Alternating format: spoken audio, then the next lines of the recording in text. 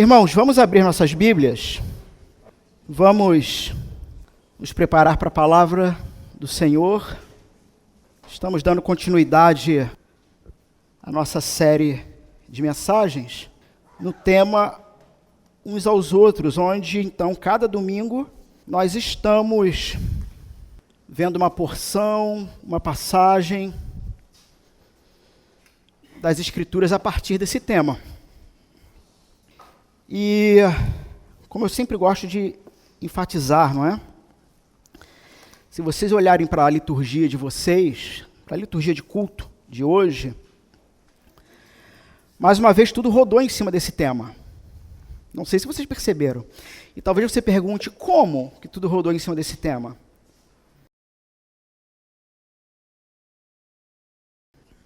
Vocês estão com a liturgia aberta? Leiam numa só voz novamente o refrão da liturgia. O Senhor também disse a Moisés: dê as seguintes instruções a toda a comunidade de Israel: sejam santos, pois eu, o Senhor teu Deus, sou santo. Perfeito. É assim que começa Levítico, capítulo 19.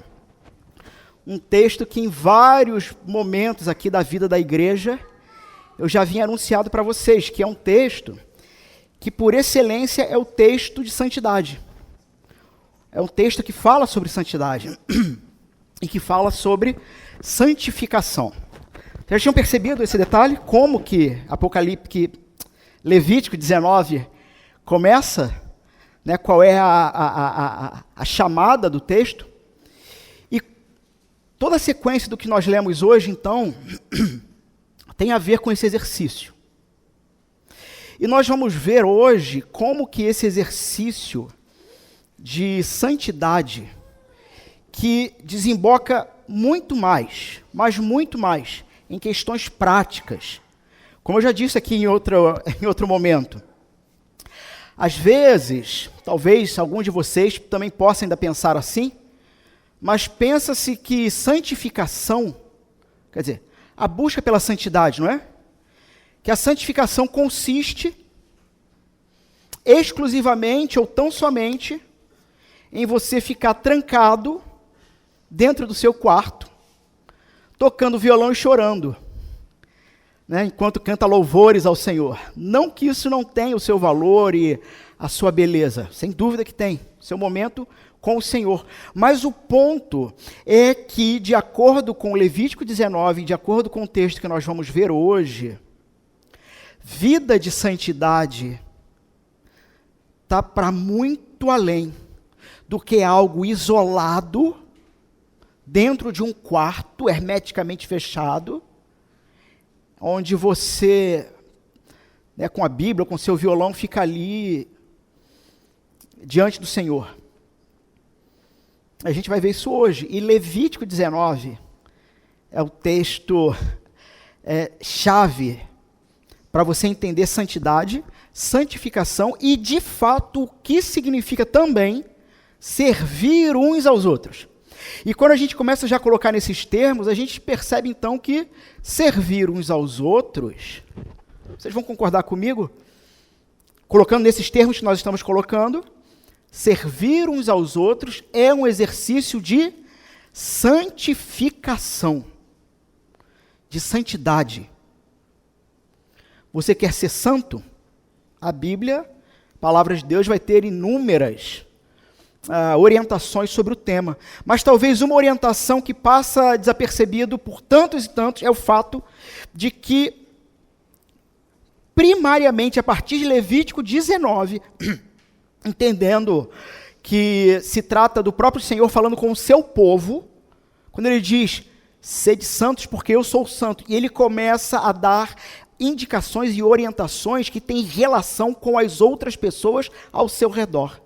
Ora, se ele diz, vocês vão ser santos porque eu sou santo, e ele começa a dizer o que você tem que fazer, significa que aqueles atos têm relação com a prática de santidade e com a prática de santificação. Todos compreenderam? Sim? Então agora sim, vamos ao texto. Gálatas. E já avisei a uns 2 ou 3 irmãos que a nossa série vai furar. Como assim? Os irmãos estão me ouvindo bem? Tá? Como assim a nossa série vai furar? Irmãos, o texto de hoje, 3 versos, mas eles são de uma profundidade que não dá para ficar só num tema ou numa ideia. Até porque tudo que envolve esses 3 versos é o que vai dar todo o poder e todo o peso sobre esse tema. Servirmos uns aos outros. Só que me parece, inclusive, que determinada tradução ou determinada maneira que se coloca, servir uns aos outros, ainda não apresenta todo o peso do que significa isso. Porque a tradução mais correta, não que esteja errado aqui o texto, tá bom? Mas a tradução mais próxima de uma realidade textual é: torne-se escravo do seu irmão.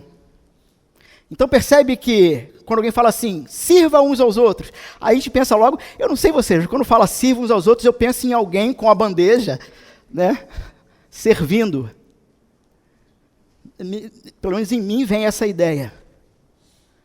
Só que o texto original, a palavra para servir aqui, o servo aqui, é escravidão. E a gente vai ver que tem um paradoxo aqui. Porque o apóstolo Paulo, ele veio Gálatas inteiro marretando sobre liberdade cristã. E esse texto de hoje, ele fala sobre liberdade cristã. E lá vai eu dando spoiler do sermão, talvez do ponto alto do sermão. O paradoxo da vida cristã é que a escravidão em Cristo é liberdade. Nós somos livres para nos tornarmos escravos. E esse é o paradoxo desse texto. Percebe como não dá para ficar aqui e dizer um tema, sirvam-se uns aos outros. E aí eu começo agora a falar qualquer coisa sobre servir uns aos outros, né? Traz o café. Não dá. Não dá. O texto é muito mais do que isso.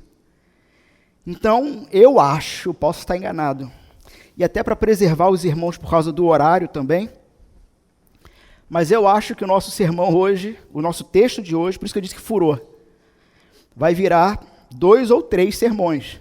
Pelo menos 2, eu acredito. Mas eu ficava um pouco angustiado com isso, irmãos. No início, quando a gente começou a nossa série, depois eu lembrei da nossa série de Gênesis, da nossa série de Lucas, e eu lembrei o seguinte, eu não tinha pressa. Por que agora eu estou com pressa? Vamos degustar a palavra de Deus, verso a verso, palavra por palavra, e as suas implicações. Gálatas, capítulo 5.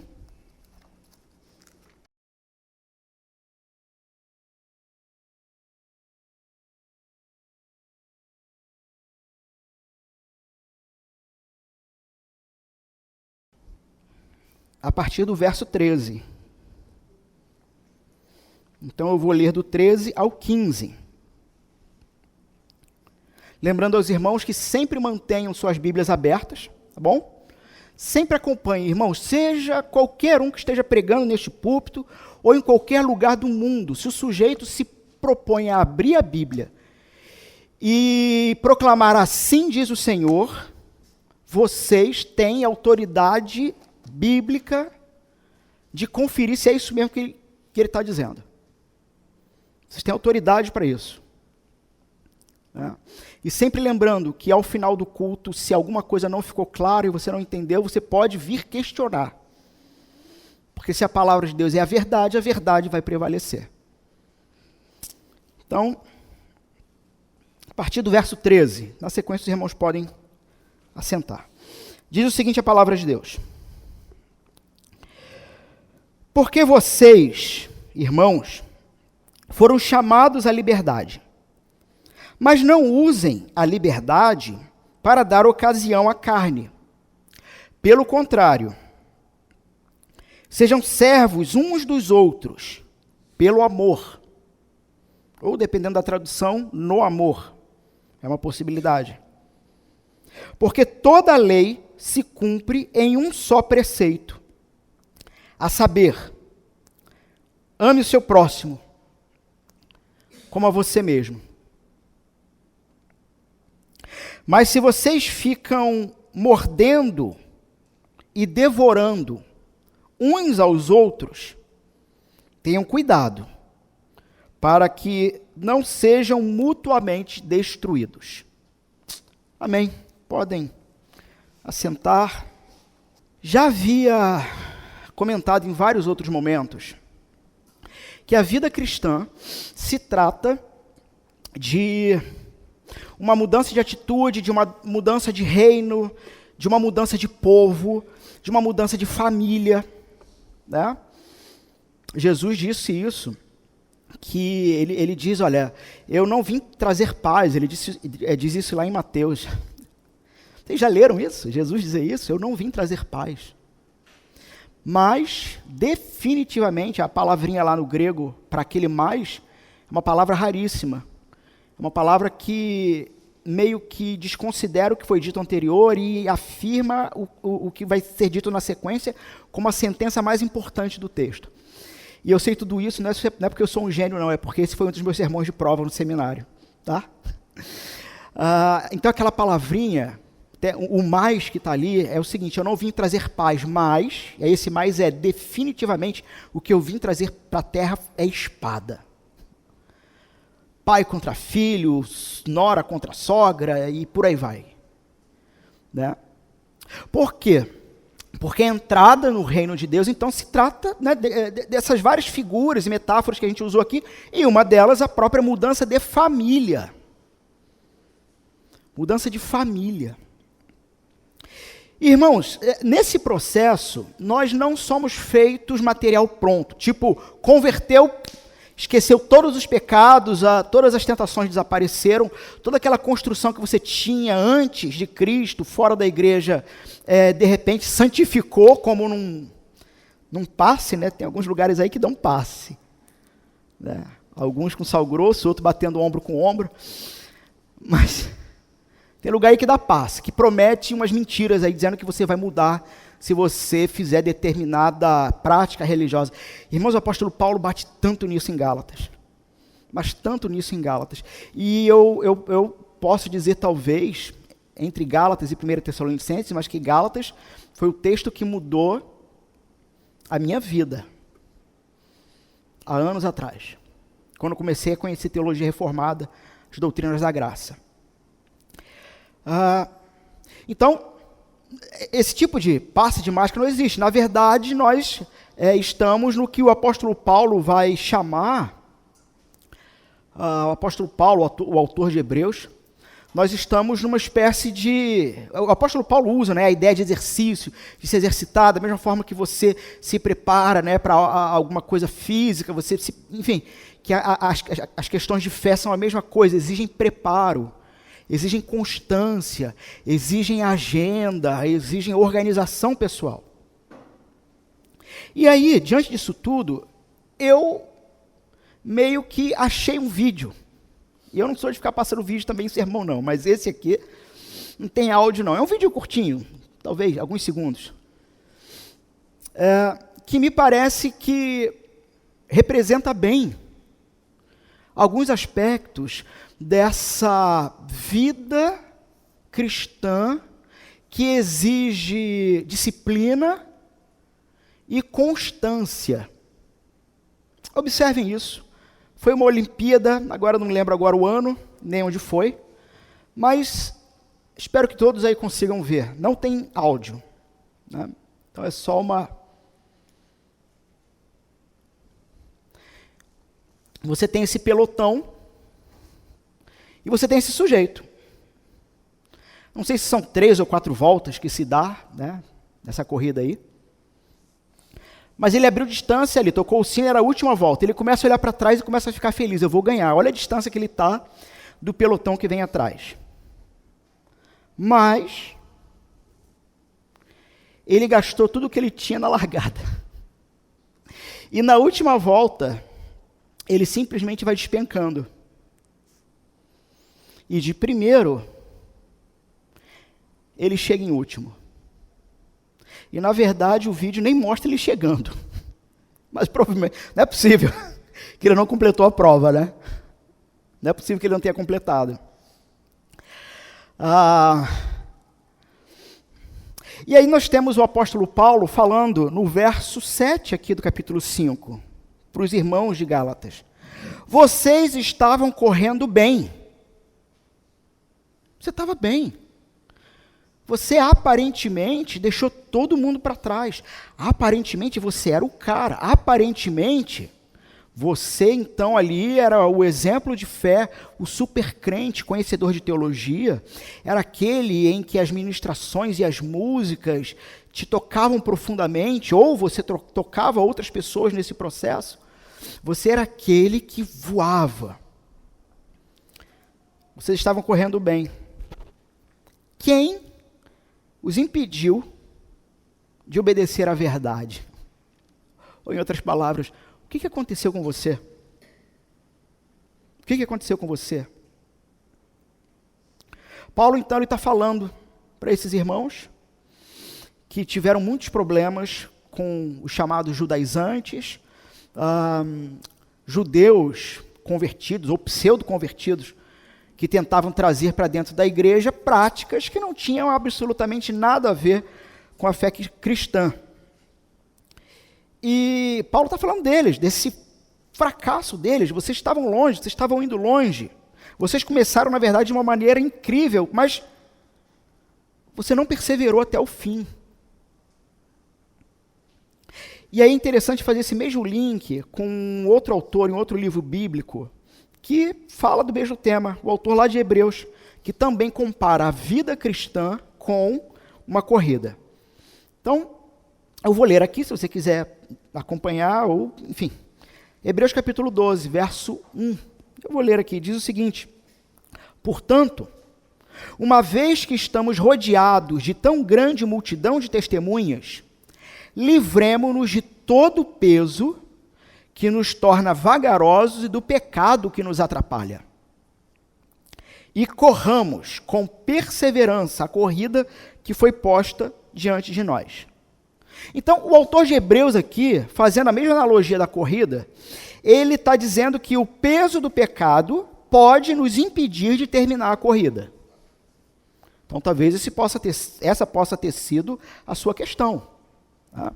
Determinado ponto da vida, coisa que talvez já era para você estar voando na fé e no bom sentido mesmo, e aqui sem sabe, falsa humildade, lembrando que o apóstolo Paulo falou, nós que somos fortes na fé, somos colocados e trabalhados assim por Deus para auxiliar, para ser o suporte daqueles que ainda são fracos. Então sim, existem homens e mulheres que de fato são fortes na fé e sem ficar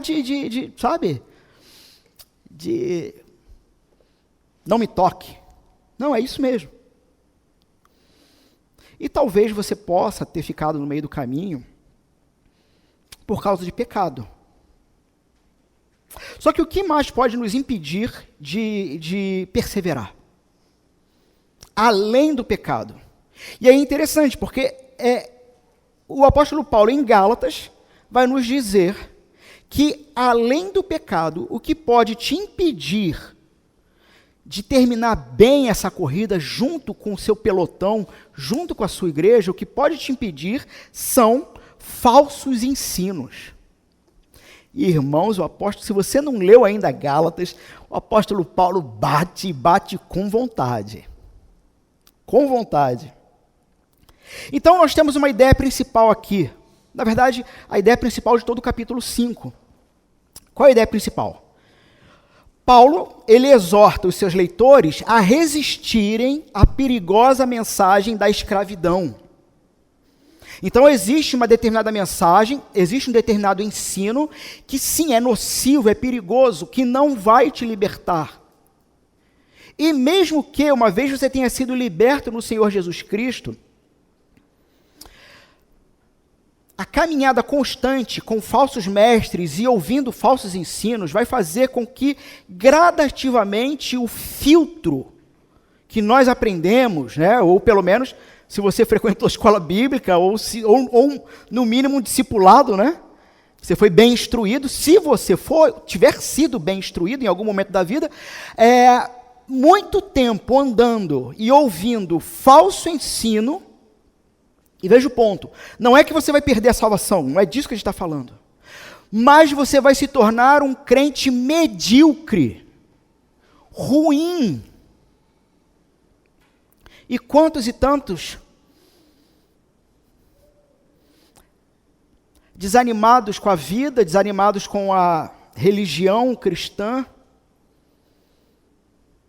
por terem sido salvos mesmo, não conseguem se desvencilhar da fé, sabe que tem que estar numa igreja, que tem que estar num corpo congregando, mas de alguma forma ou não encontra esse corpo ou não acredita mais. E o problema de quando não se acredita mais se torna aquilo que nós chamamos de cínico, praticando o cinismo. Então a pessoa adoeceu por causa de falso ensino. O apóstolo Paulo, então, ele está exortando os seus leitores a resistirem a essa perigosa mensagem, porque ela não liberta, ela escraviza. Uma mensagem de escravidão.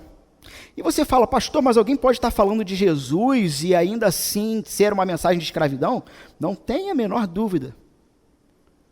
Porque Jesus, sem toda a essência de quem é Jesus e do que a obra dele proporciona na vida daquele que crê, são só 5 letrinhas. Eu já falei isso até comparando com placa, né, de igreja.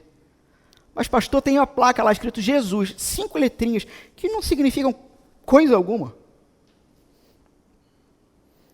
Então o apóstolo Paulo, além de exortar a igreja, ele vai encorajar a viver a partir de uma determinada e verdadeira liberdade. A liberdade que Cristo oferece. Então, vejam, os Gálatas, os irmãos lá da igreja da Galácia, eles falharam em entender como se vive a vida cristã, uma vez que você começa a viver. E o grande ponto deles é que, particularmente, eles falharam em entender do que se trata a liberdade cristã. Esse é o ponto. Ou seja, eles não estavam mais vivendo como cativos libertos, sabe? Homens e mulheres que tinham plena consciência de onde vieram, do que praticavam e do quanto amavam o pecado. O falso ensino fez com que eles perdessem a consciência do que eles eram antes de Cristo, e eles começaram a viver dentro da comunidade cristã, tendo esquecido a maneira como eles foram transformados. E dentro da comunidade cristã, eles voltaram novamente a se escravizar.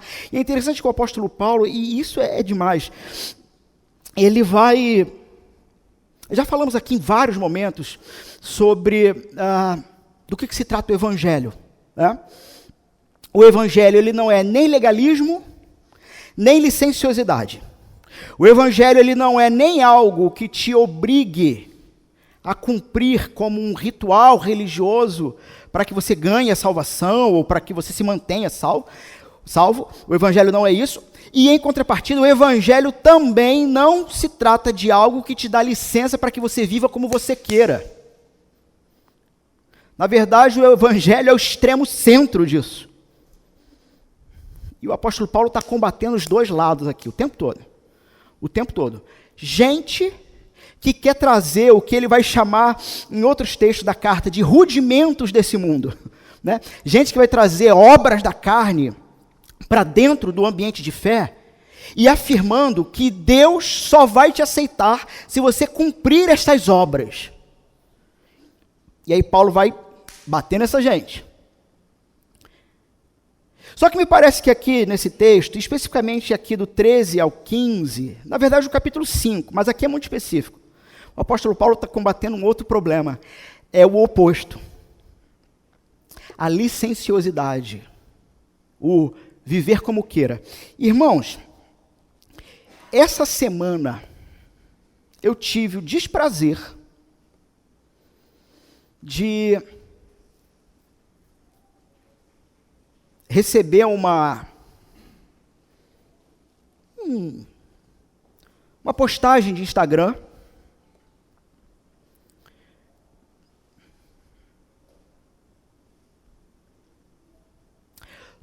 eu vou falar, sabe por quê? Porque o apóstolo Paulo, se o pecado era público, o sujeito tinha que ser corrigido publicamente. Não sei nem se esse vídeo vai chegar nele. Um sujeito,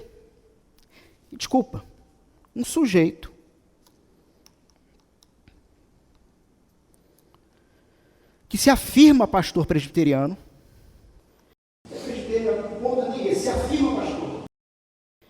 que pastoreia a comunidade presbiteriana da Barra. Não é a igreja presbiteriana da Barra, é a comunidade presbiteriana da Barra. O nome dele é Eduardo Rosa, mais conhecido como Badu.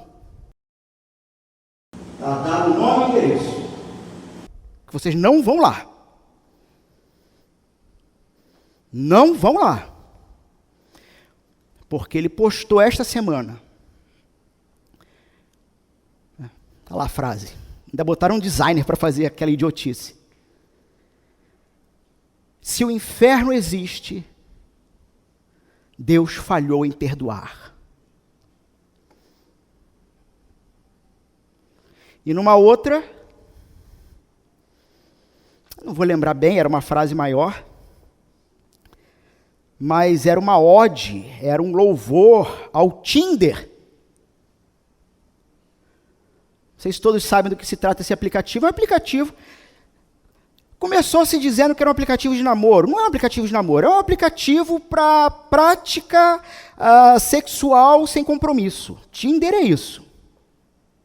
Aplicativo de namoro. Não é. É para isso. E uma ode dizendo que a tecnologia moderna como o Tinder, algo assim, tá? Que é dito, nos ensina ao sexo sem compromisso, mas com responsabilidade. Não vão a este lugar, porque aquilo não é uma igreja. Aquilo não é uma igreja.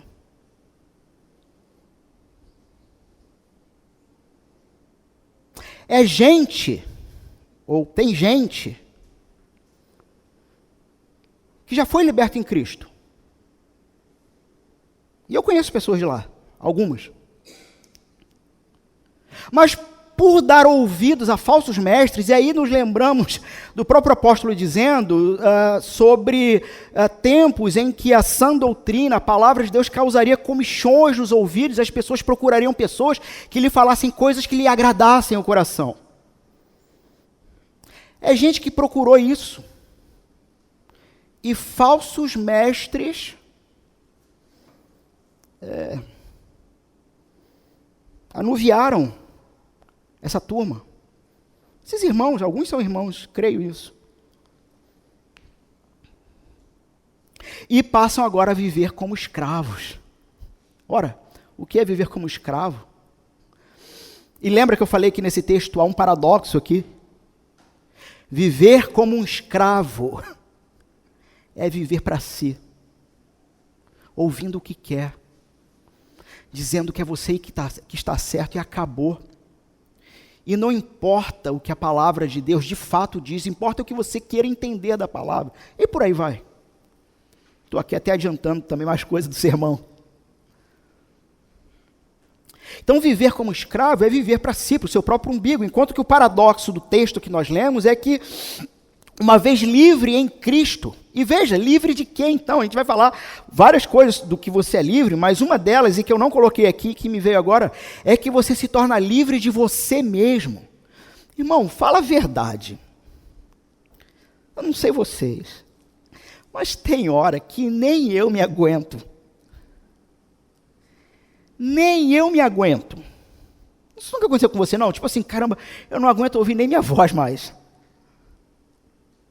Porque é muita razão pessoal. É muito, tem que estar certo o tempo todo, eu que tenho que estar certo. Isso não te cansa, não, porque isso me cansa às vezes. E eu faço isso, eu às vezes esqueço do evangelho e brigo pela minha própria razão.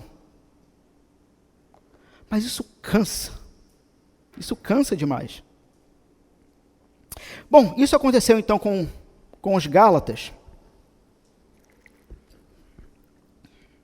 Porque eles estavam ouvindo falsos mestres. E o apóstolo Paulo, então, aqui, em todo o capítulo 5, nós vamos ficar só com esse pedacinho hoje, mas em todo o capítulo 5, o apóstolo Paulo, ele nos apresenta 3 instruções dentro dessa liberdade de fato que Jesus dá. 3 instruções para correr ou para viver na liberdade de Cristo. 3 instruções de todo o capítulo 5. A primeira instrução é no verso 1 do capítulo 5, que ele vai falar sobre o fato de que Cristo nos libertou, então que de fato viva livre. Porque ele vai desenvolver toda a ideia para dizer o que não é viver livre. Ele vai dizer, viva livre. Não viva escravizado nem pela religião e nem pelos desejos licenciosos do seu coração. Essa coisa do desejo licencioso é muito interessante quando a gente entrar aqui no tema da carne. É um desejo apaixonante, uma coisa, e esse é o escravo, tá? E ele está dizendo, não viva mais como escravo, viva livre. Porque o escravo é aquele que tem uma coisa dentro dele, que fica incomodando e dizendo o tempo todo, me sirva, e eu não vou te dar descanso enquanto você não fizer o que eu quero. É uma coisa lá dentro. Que coisa é essa? Bom, dentre tantos nomes possíveis, a Bíblia vai chamar de velho homem ou resquícios da velha natureza, que precisam continuar sendo mortificados em Jesus, pelo Evangelho.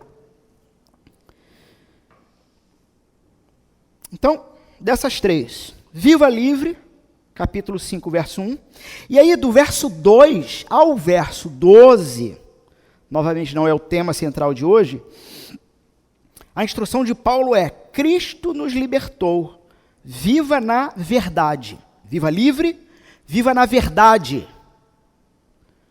Verso 2 ao 12, você pode ler em casa e comprovar esse tema como tema central nesses 12 versos. Onde, quando ele vai falar sobre viva na verdade, ele vai falar sobre a mensagem falsa e sobre os falsos mensageiros. E a terceira, e a que nós estamos vendo, Cristo nos libertou. Viva para amar e servir. Verso 13 ao verso 15. Então, se você não anotou e quiser anotar, pode anotar na sua Bíblia, porque não é pecado, tá bom?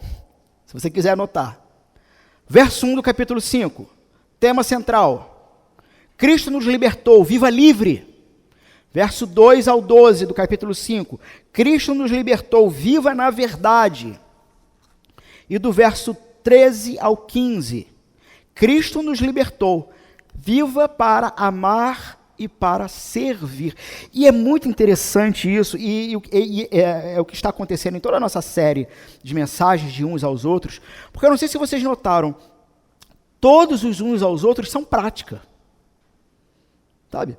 Não é aquela coisa que você apenas ouve, acha bonitinho, e olha que interessante, o pastor falou uma palavra no grego, olha, poxa, eu não sabia daquilo.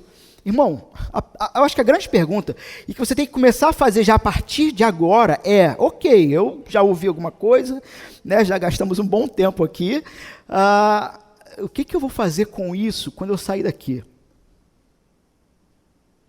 O que eu vou fazer com isso em casa, no trabalho, nos estudos, na vizinhança, com a família?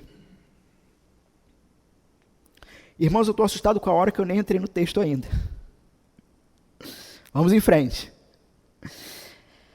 Cristo, então, nos libertou. Viva para servir. A gente tem que lembrar que o apóstolo Paulo vem, então, até praticamente todo o livro de Gálatas, toda a carta, né? Aos Gálatas, até o verso 12 aqui, o apóstolo Paulo ele vem batendo sobre um tema, e às vezes ele vem tratando inclusive desse tema de um jeito que você fica até na berlinda, tu fica assim, caramba, mas é isso mesmo, porque assim, está muito fora da curva. É porque o evangelho é fora da curva mesmo, lembra? Que o evangelho é o extremo centro. Ele nem é legalista e nem é relativista. O apóstolo Paulo vem tratando sobre a doutrina da justificação pela fé. Esse é o ponto, que ele vive tratando até o verso 12. E aí, então, aqui do verso 13 ao 15, o apóstolo Paulo vai tratar de corrigir um equívoco que nasceu dentro da igreja na Galácia. Que equívoco foi esse? De usar a doutrina da justificação pela fé, entendendo que, bom, a doutrina da justificação pela fé afirma que a obra de Cristo é completamente e unicamente suficiente para me aproximar de Deus Pai, porque eu estava desconectado dele por causa do meu pecado. E o que Cristo fez na cruz me proporcionou ser chamado de justo. Então isto é justificação. Você agora é justo. Não há nota de promissória contra você, não há peso, não há nada que te cobre mais, no sentido de que você está devendo alguma coisa para Deus. E eu não sei como que isso pode estar chegando nos ouvidos e nos corações de todos, e pode ser muito estranho. Se talvez você ache que é muito estranho, é porque você nunca ouviu o evangelho, mas passou a vida dentro de uma religiãozinha que te escravizou a ponto de você ficar cansado. Muito cansado.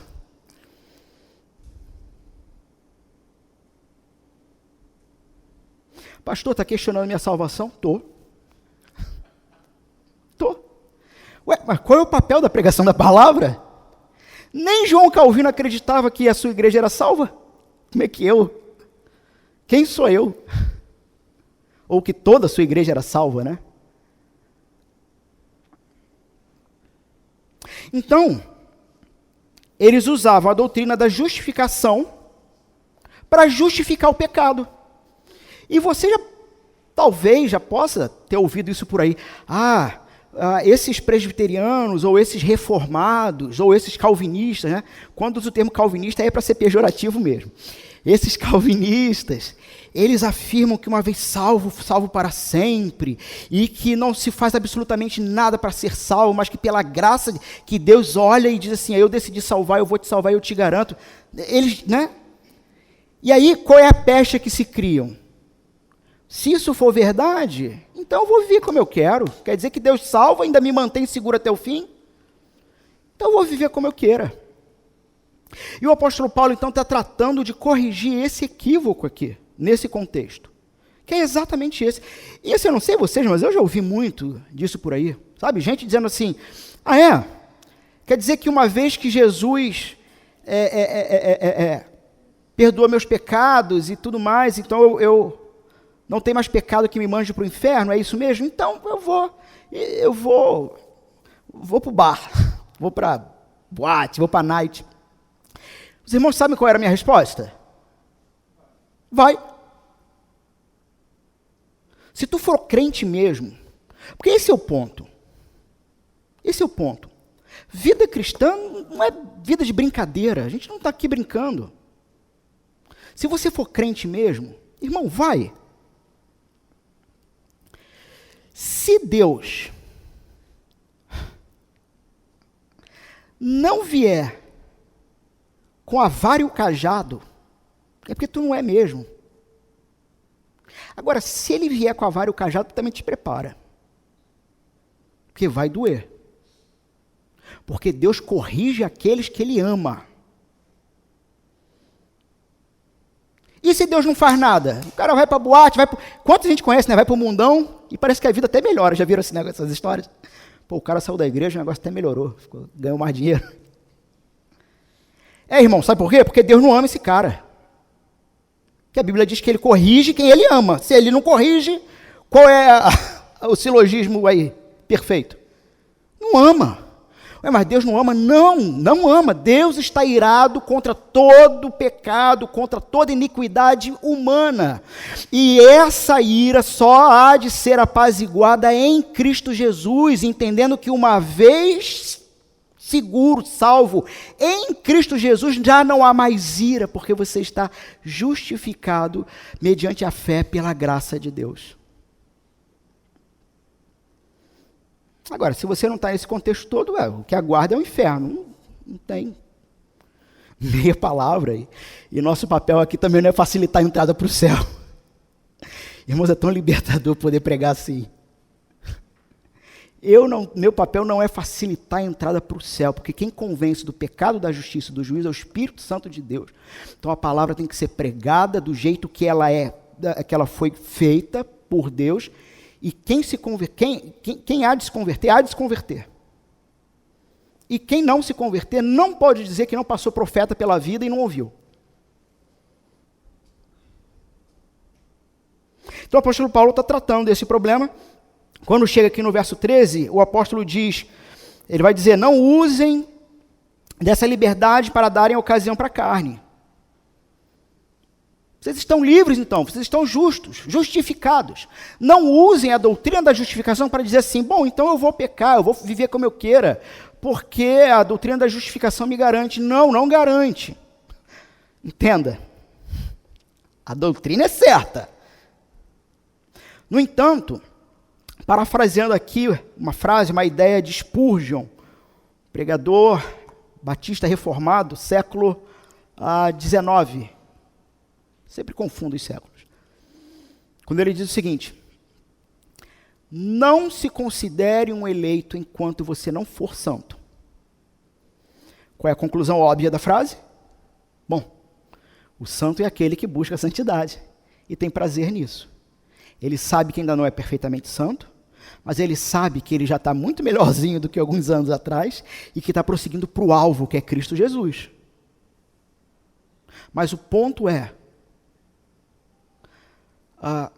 aprenda a descansar na fé e na graça de Deus, mas sabendo que você tem responsabilidades diante de Deus e diante dos seus irmãos, diante do povo de Deus.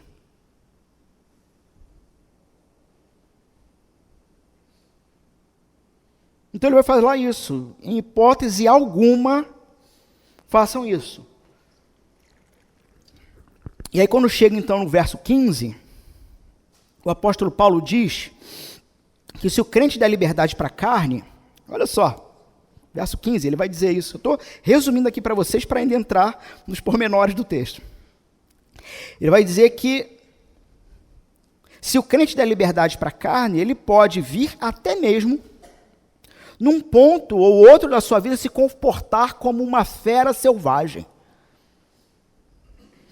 Crente que usa da sua liberdade para dar vez para a carne, gradativamente vai se tornando bicho, que anda rangendo os dentes com as garras de fora, pronto para destruir. É isso que o apóstolo Paulo está dizendo aqui no verso 15. Então ele fala sobre pessoas devorando umas às outras. E qual é a conclusão? Que isso leva a igreja a um processo de autoconsumo, autofagia, sabe? De autodestruição. A igreja vai se morder e se engolir até que se acabe. Você conhece igreja assim? Eu conheço pelo menos umas 2 ou 3.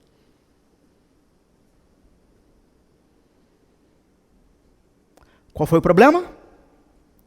Falso ensino. Ou tornando o sujeito um fariseu, que se acha melhor do que os outros, ou tornando um sujeito um relativista que, né, usa aquela frase tão conhecida, isso não tem nada a ver. Isso aí. Irmãos, quantas histórias loucas e tristes a gente ouve por aí, de determinados lugares, isso eu não vou citar aqui. O primeiro eu citei porque é público. Está lá para todo mundo ver. Mas determinados lugares que, isso não é historinha não, fonte segura, que chegando próximo de acabar o seu culto público, imagine, um lugar com, sei lá, 1.000 pessoas, 500 pessoas. E chegando ao ponto de acabar o seu culto público, os jovens já estão se organizando para qual motel eles irão. E é isso mesmo. Gente louca. Sabe o que é isso? Falso ensino. Além de falta de disciplina na igreja. Sabe essas igrejas moderninhas? Vocês viram o nosso projeto aí, né?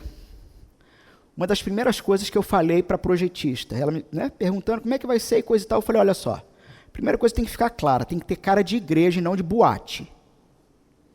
Sabe? Parede preta, tudo escuro, lasers e fumaça. Não que isso em si tenha alguma coisa errada. Em si não. Em si não. Mas me parece que trevas e escuridão não condizem com a mensagem de luz e liberdade, onde a gente tem que, às claras, poder olhar uns para os outros e ser agraciado com seu irmão adorando a Deus, por exemplo, sabe? É bom isso. É bom isso.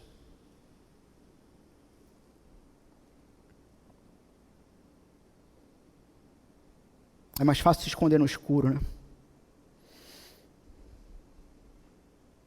Então, há duas coisas que Paulo quer que nós evitemos sobre a liberdade cristã. Primeiro, o legalismo, já falei. Tentar ganhar. O que se trata de legalismo? É tentar ganhar a aceitação de Deus pelas obras. Ah, pastor, mas eu sou uma boa pessoa. Eu faço isso, faço aquilo, alimento pobre, fico na porta da igreja, sei lá. Quando não, suas boas obras, né? Quando não,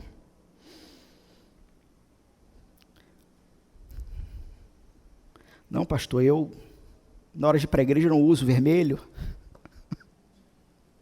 Sabem que tem igrejas por aí assim, né? Que tem determinadas cores que tu não pode entrar na igreja.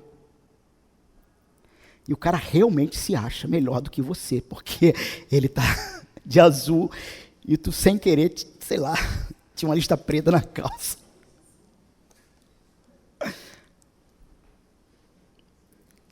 Isso é legalismo. Tentar ganhar a aceitação de Deus pelas obras. Então, Paulo vai trabalhar sobre isso. E a segunda coisa que ele vai bater contra, a licenciosidade, que é aplicar erroneamente a doutrina da graça. Meus irmãos, eu fui... como é que é o termo que dá de federação que eu fui? É que o Marcelo é mais presbiteriano que eu. Não, que eu fui lá, quando eu te conheci lá. Não, mas eu era o quê? Secretário presbiterial. Eu era secretário presbiterial. Meus irmãos, eu vou dizer um negócio para vocês. Agora sim, correndo o risco de ter problema. Mas vamos botar, né? Isso foi lá em 2016, 2017, né? Hoje, boa parte daquela turma nem na igreja não está mais. Um bando de raça ruim, meus irmãos. Uns jovens. Não valia nada. Desculpa. Não que eu valha alguma coisa. Em Cristo que eu sou justo, né? Mas uma turma que realmente abusava da doutrina da graça para se embriagar. Não sei se... Aí eu já não sei se alguém chegou a puxar fumo. Não duvido. E por aí vai. Gente que realmente se tornou licencioso usando a doutrina da justificação de maneira pecaminosa. Aqueles retiros e congressos, uma pegação danada. Lógico, tudo mais interna, não tem como provar nada. Tirando uma ou outra que aparecia com a barriga, fora isso, eu não tenho como dizer nada. Mas a gente sabe que isso era uma realidade. E, infelizmente, a igreja presbiteriana, que é uma igreja, é a única igreja oficialmente no Brasil que tem como seus documentos oficiais a Confissão de Fé de Westminster, que é uma das mais famosas e maiores confissões de fé reformada. E a igreja presbiteriana ela se mantém até hoje, porque oficialmente a confissão de fé é um documento da igreja, que a igreja adotou. Não foi ela que fez, ela adotou. Mas a igreja presbiteriana do Brasil, estou falando da IPB, ela se perdeu tanto em tanta coisa. Ou dentro da legalidade, do legalismo, da religiosidade morta, sabe? Gente que baba, chegava a escorrer quando se falava em constituição e ordem da igreja. Me lembro de, no ano passado, uma irmã aqui na igreja perguntar para mim, pastor, você não vai ensinar nada de presbiterianismo, não? Eu tinha até esquecido, porque o evangelho é mais gostoso. O evangelho é melhor. Porque é um grupinho de gente que baba pela instituição e pela Constituição.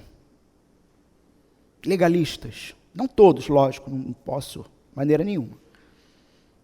Mas você também, em contrapartida, gente que abusou da graça. Em sua maioria, jovens. E eu vi isso.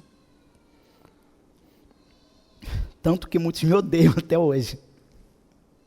O apóstolo Paulo, então, ele está tratando de um problema, novamente, causado pela pregação dos que banalizam a graça.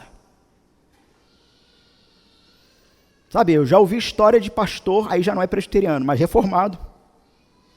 Dá até vergonha de falar isso. O cara era reformado, como é que pode? De uma determinada jovem chegar para ele querendo confessar pecado de cunho sexual com o namorado, coisa e tal. Ela cantava. E o pastor vira para ela, pastor famoso, tá? Pastor famosinho. Não tá, hoje em dia, aliás, já há um bom tempo não está bem visto, bem quisto pelos reformados, mas ele se diz reformado.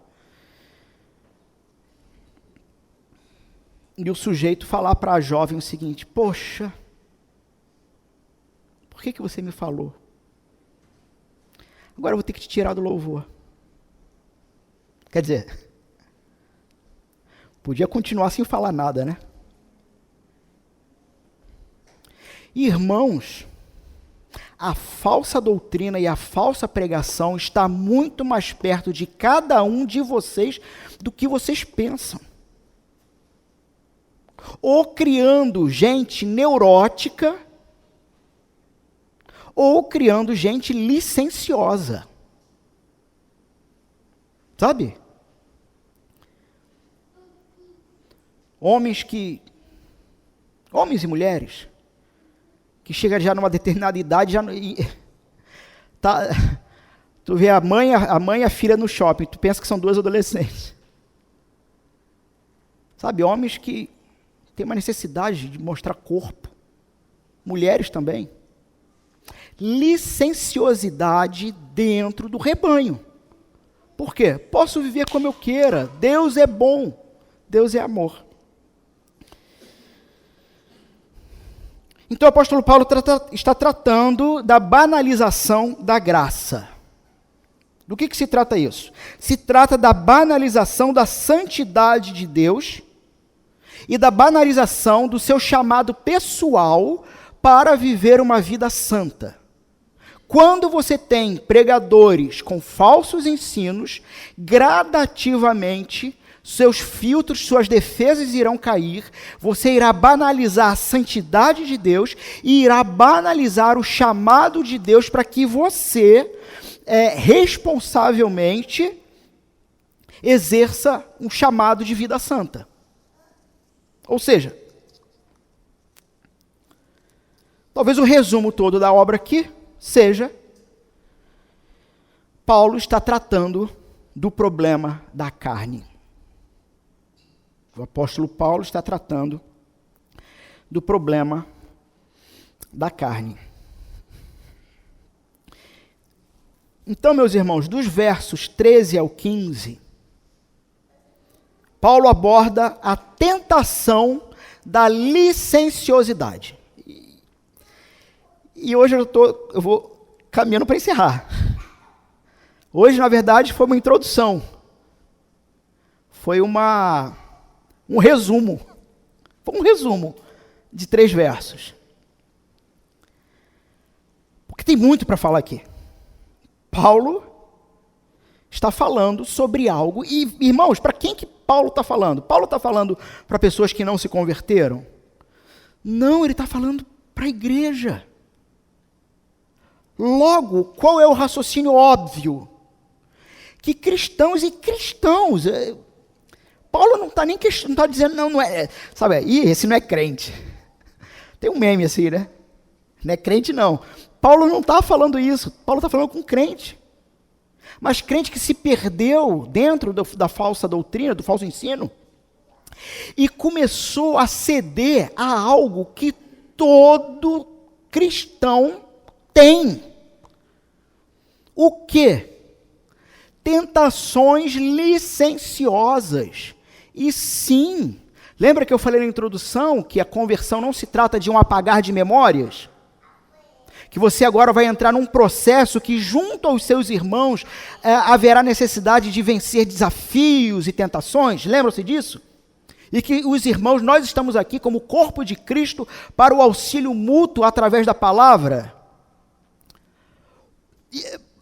Paulo está dizendo aqui, irmão, você é crente.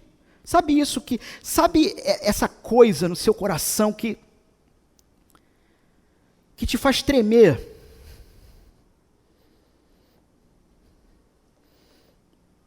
Sabe, quando a irmã, de repente observa, sei lá, de um ângulo, ou de uma roupa, que o sujeito está com uma roupa diferente, a irmã observa o esposo da outra irmã, e aquilo mexe. Irmãos, a gente não está aqui para adorar a pílula, somos humanos. E Paulo está tratando desse problema. Quando não? Sabe, o pastor que vai visitar a família, a ovelha, e ao contemplar a beleza da esposa do irmão, a carne dele treme. Paulo está falando que isto é algo que acontece, mas que pode ser dominado, até mesmo vencido, não por conta própria. No verso 16, o apóstolo Paulo vai começar a falar sobre o andar no Espírito. Paulo vai começar a falar sobre cristãos, homens e mulheres que começam a ter um relacionamento tão pessoal e tão singelo com Deus, que certas coisas ele nem percebe que já não o atingem. Mas o ponto aqui ainda, do verso 13 ao 15, é que esta é uma realidade e a igreja não pode fechar os olhos para a sua própria verdade. E qual é a verdade? Que todos nós estamos numa construção pessoal para nos tornarmos santos. Por quê? Levítico 19, 1 e 2, na verdade o 2, sede santos, ou algumas traduções dirão, sereis santos, porque eu sou santo. E a ideia de Levítico 19, o verso 2, é uma ideia de garantia. É Deus Pai dizendo para a sua igreja, olha só, vocês vão se tornar santos ou eu não sou Deus. É essa a ideia. Sereis santos porque são o meu povo, e sendo o meu povo, eu os tornarei santos. Então vamos começar a trabalhar para aprender. Vamos organizar a casa. Licenciosidade. Paulo aborda essa tentação. Ele fala sobre a lei moral no sentido positivo e também sobre essa mesma lei no sentido negativo. Irmãos, nós vamos encerrar aqui hoje, lembrando que este foi o preâmbulo para o verso 13, 14 e 15. Irmãos, então que fique claro isso, essa primeira realidade. Você corria bem, o que aconteceu no meio do caminho? Hebreus fala de pecado, mas Paulo está falando sobre falsos ensinamentos, falsas doutrinas. Talvez um ponto apenas para a gente aplicar aqui. O quanto você sabe que eu não estou pregando falsa doutrina aqui?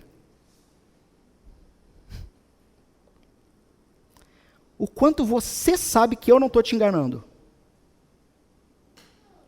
Qual é a intimidade que você tem com a palavra de Deus e com o próprio Senhor?